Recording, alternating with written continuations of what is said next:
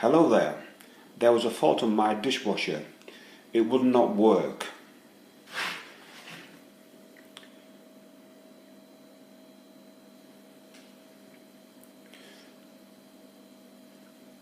The check water supply display lit up after it failed to start.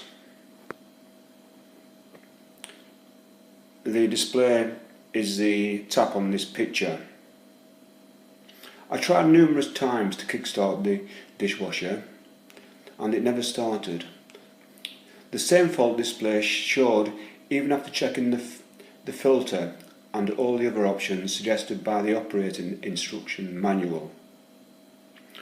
My fix was to manually pour 8 litres of water into the dishwasher and restart. It worked.